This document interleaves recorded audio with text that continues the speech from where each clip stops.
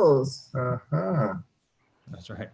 Yeah, we both had appointments on this side of town, so by the time we got home, we wouldn't have enough time. Yeah. So I figured we'll hop in right last minute and say happy birthday to Jeff. Hey, everybody. Welcome to this week's virtual wine tasting. This is Elizabeth and Jeff Beaudre, the owners of Tipples Brews and Wines, and thank you for joining us as we have a really nice and kind of an interesting background wine to drink tonight, and it's going to be sparkling wine night. This is our first sparkling. I think it is. It's our first sparkling. Second. Yeah, because we did our sparkling red. We did the Lambrusco. Mhm. That's right. Good point. Yep. Yeah, that was fun. So I think this one will be just as much fun. So this week we will be enjoying the Gruet Brut sparkling wine from New Mexico, of all places. I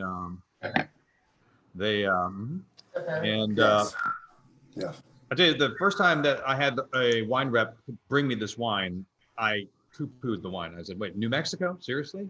You know, and it showed my ignorance. Really, is what that demonstrated more than anything. Gruet has been making amazing wines for a good 30 years out of New Mexico. But we'll talk about their background a little bit as we move on. The Gruet Brut we're drinking tonight is a blend of Chardonnay and Pinot Noir.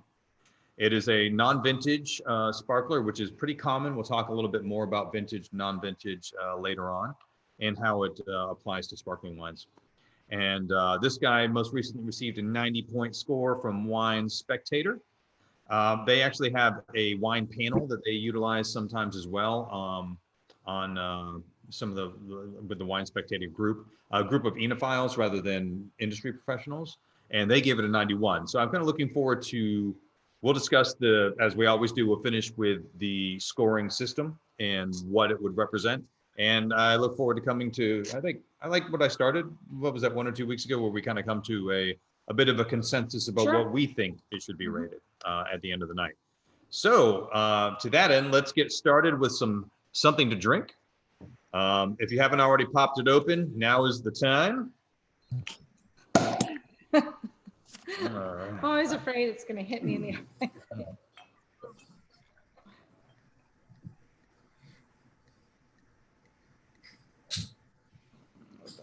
Rest for a second. It looks pretty. It is pretty. Try to give it a gentle pour so it'll relax. Well, there are a lot of bubbles. Yeah. There are.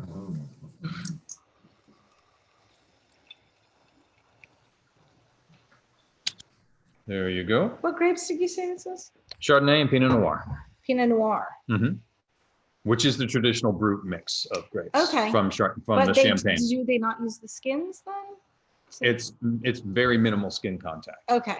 So from the Pinot side, so that they try not to extract the color. So it's extremely minimal. Because when I hear contact. Pinot Noir, I thought it would be like a rosé colored, but yes. Yeah, with the rosé, they just give it a little longer skin contact on that Pinot side, and then you extract some of the color from it.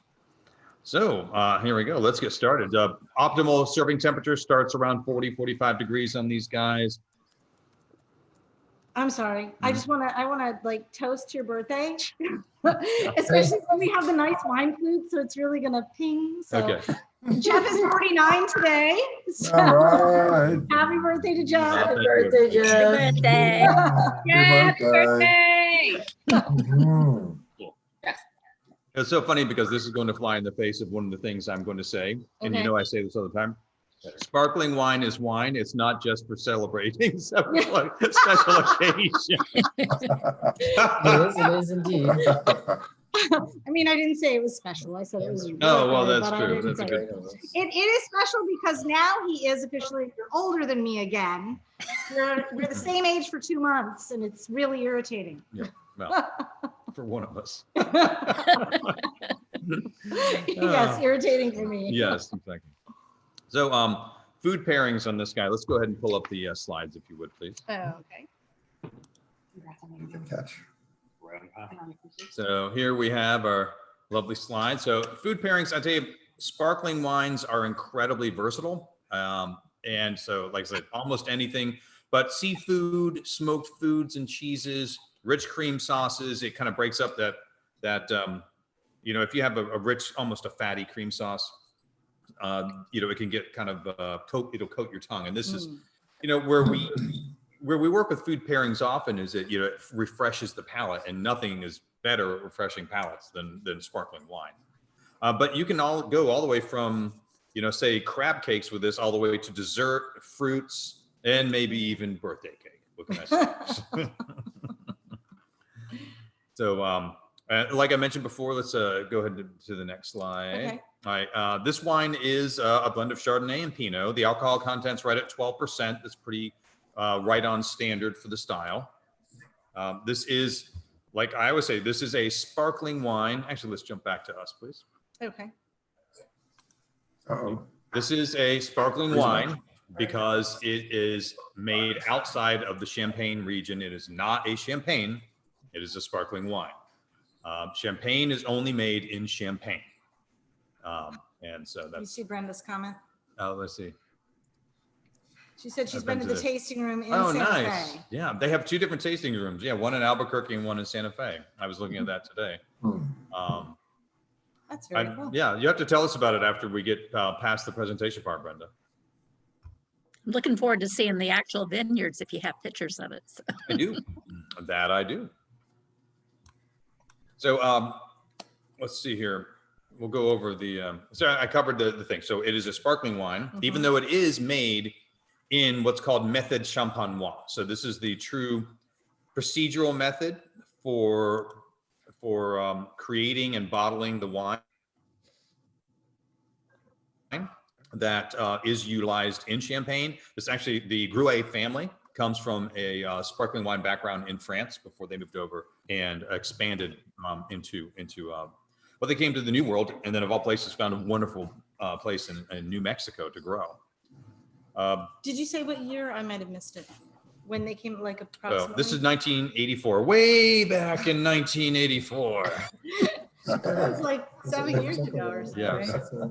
Well, what always blows my mind is, you know, I said they've been making wine about 30 years.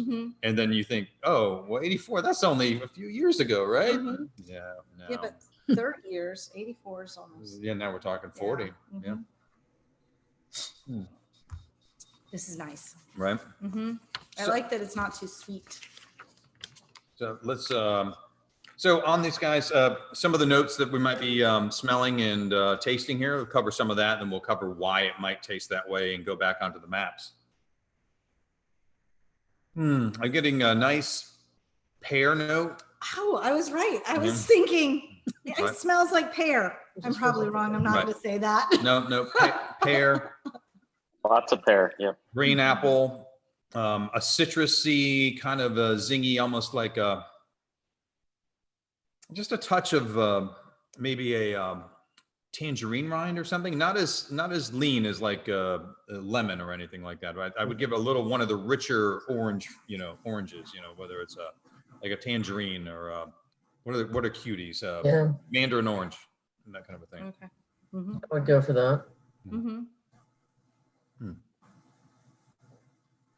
So would grapefruit be wrong? Because that's. No, grapefruit on the palate. Okay. Absolutely. So on the palate, it dries out. It's leaner and zingier on the palate than on the nose. Okay. I'd say the nose is a little richer. So grapefruit is spot on Okay. for the palate, along with a nice minerality. Definitely getting a little bit of a kind of a limestone effect on this guy, which is reminiscent of part of what we were tasting when we drank from Chablis over in France. So Chablis is just a little bit south of Champagne over in Burgundy in France, and they're famous for their limestone. And so I get kind of a similar note on this coming through.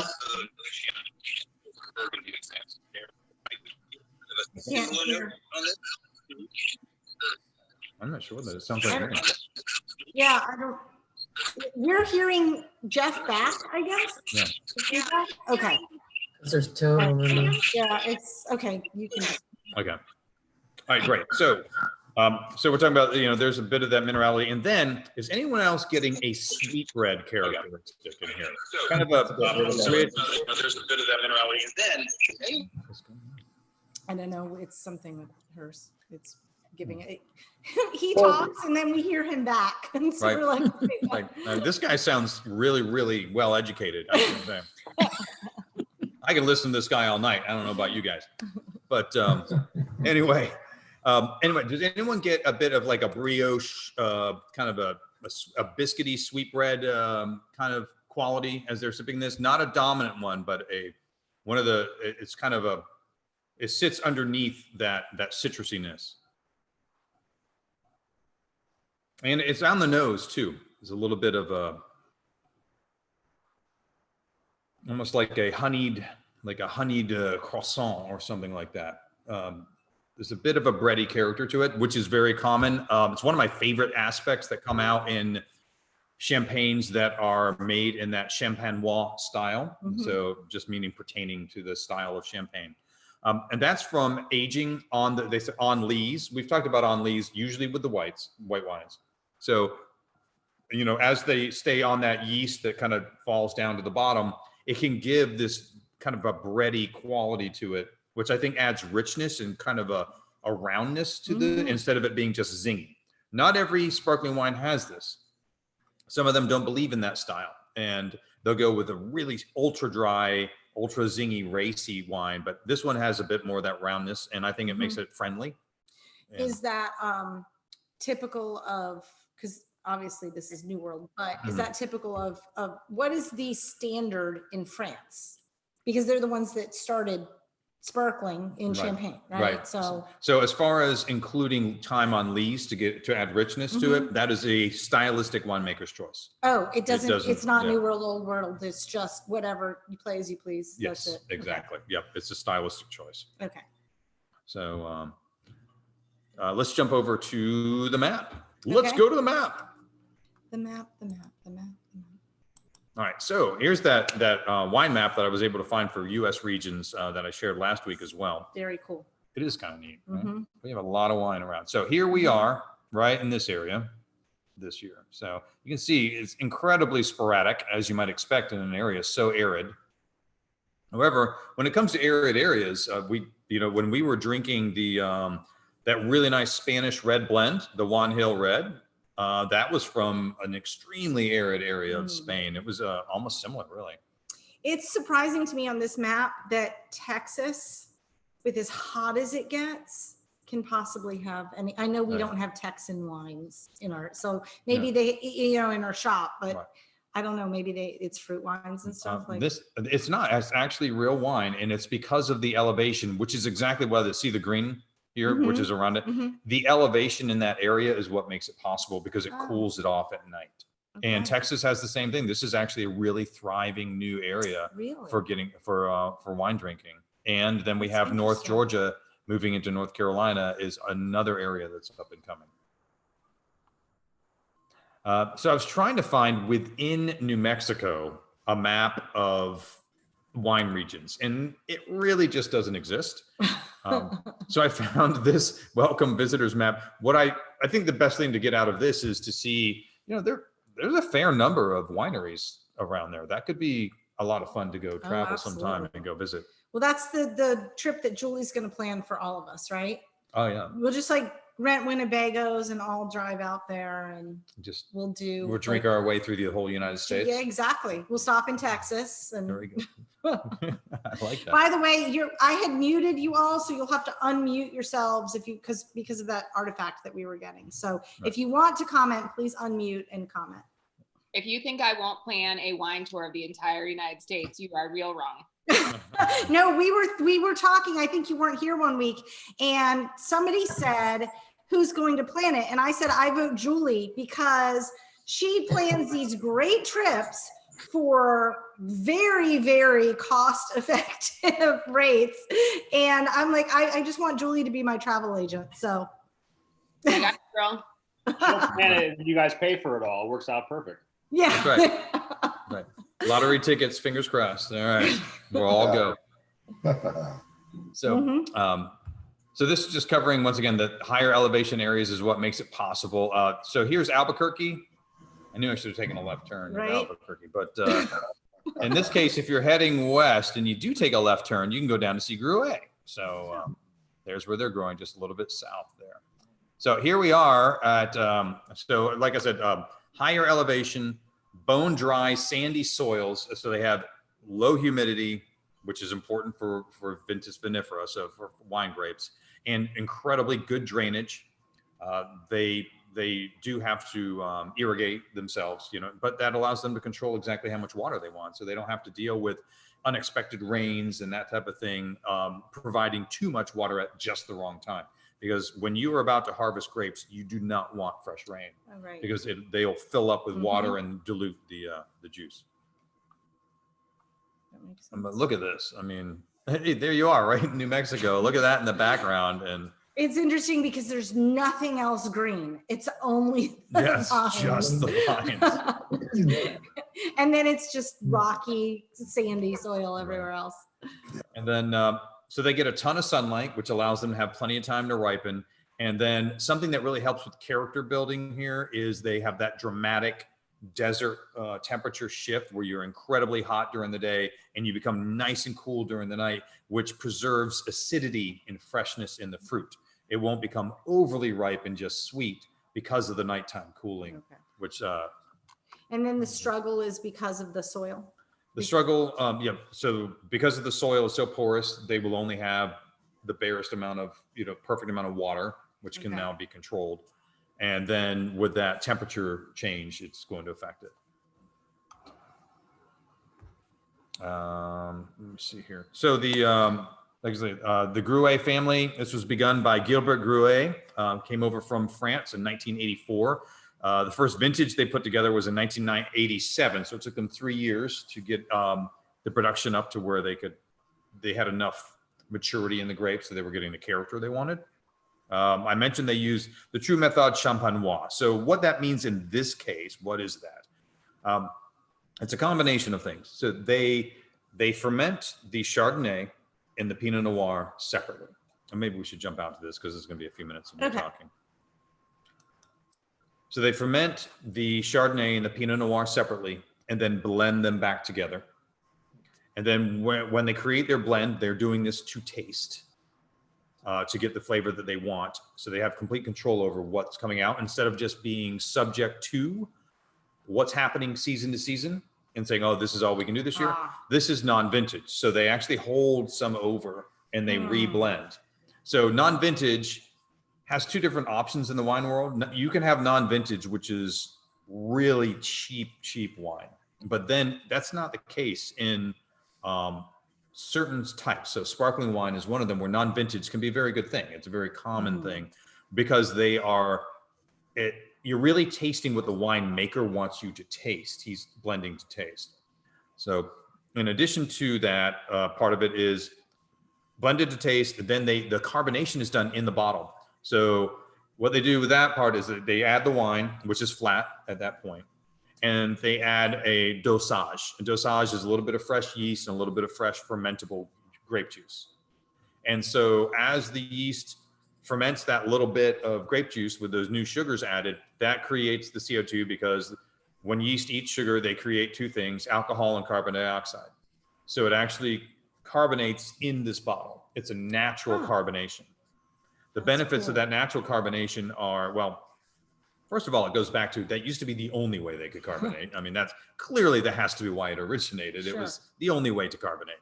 But it produces finer bubbles and a bit of a finer mousse. So I think the first time you pour, it has that beautiful crown of white bubbles. We call it a crown rather than a head, like a beer. Actually, their word is mousse. I just said crown, but the proper it's a mousse. Mousse. Okay. I'm gonna have some more. So, so that's Method Champenois.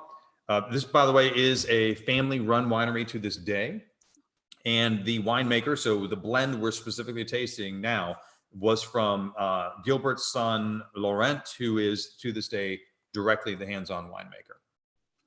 So I like when we have families that are the winemakers still. yeah, it is fun that way, right? It's because And it's not such a cool story. Yeah, and they make plenty of wine, but they're still directly hands-on. Can we jump over to the slides again, please? Yes, we can. So here is the vineyard tasting room, or one of them. This is down at the vineyard itself. Because you can see they put There it. it is in the background. Yeah, there it is in the background, and they put some vines out there. I don't know how much they use those for production. They might just be more Oh, just for advertising show. vines, but yeah, they're there. Mandavi does that as well. And then here's inside the tasting room, at least one of them. I'm not sure if that's the one you were in, Brenda, but I always like to give a look at, you know. Yeah, I what it like looks seeing inside. Yeah. So here's where we go into wine score explanation. So like I said, this guy gets 90 points on a regular basis. And the tasting panel gave it 91. So you're right in that same cluster.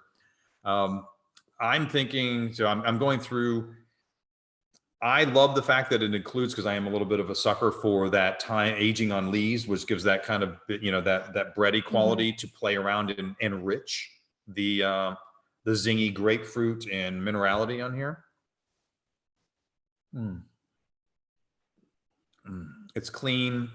It's I say that to me is a 90 pointer all day long, but we may or may not all agree on that. So 90 points. That's right. I'll read through. So whether you're at, and this is one of my favorite things to talk about, is an 88 point wine is a very good wine. I mean, and it says it right here, and it's underutilized for what it should be, because if people see 86 points, most people will think, well, that's a wine that's not worth drinking. And yet it's still technically in the very good, a wine with special qualities category. Here we are in the 90 point wine, an outstanding wine of superior character and style. And then when you get up to 95 plus, you're talking about a classic, something that should be remarked upon for the ages. The reality is people stay out of the 80 to 84 range most of the time. They either will, I think most winemakers, if they suspect that's where they're going to wind up, they won't even have it tested.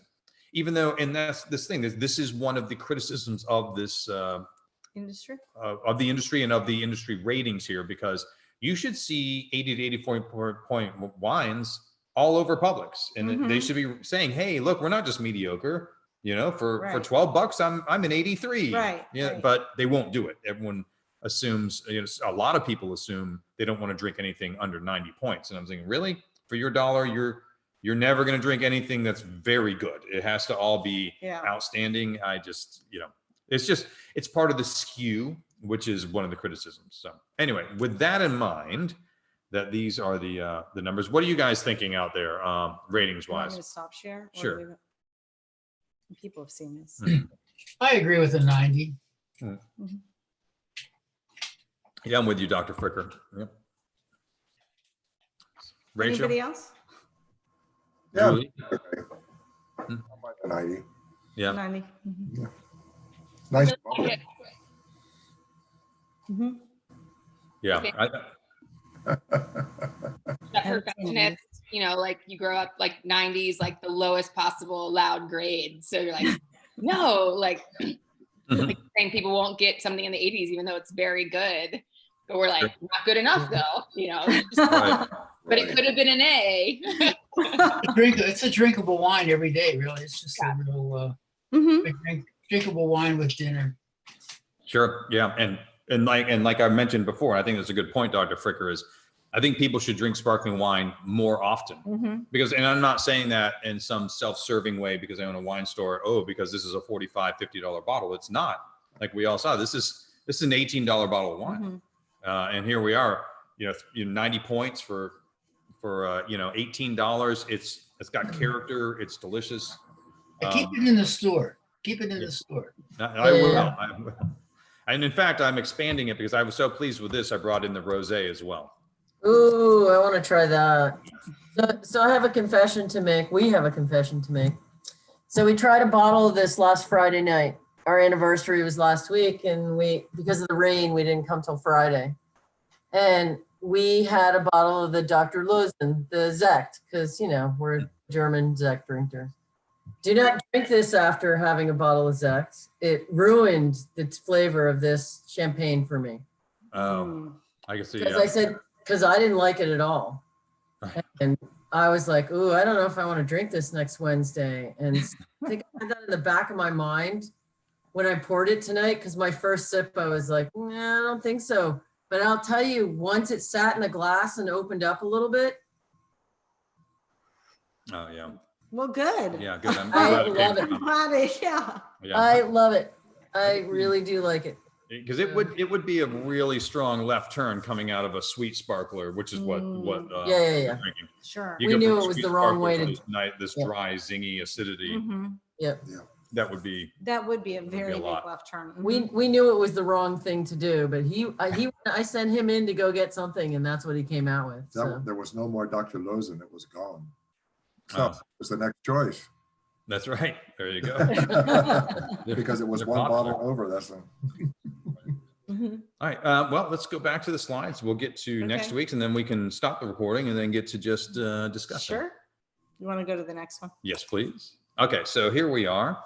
Looking at our map of the world where everything can grow. And so here we are right at the bottom area here again. You know, this is fairly close to when we were talking about the Canary Islands when we drank the Absolutely. Canary Island red a couple of weeks ago. So here we are down toward the bottom edge of it.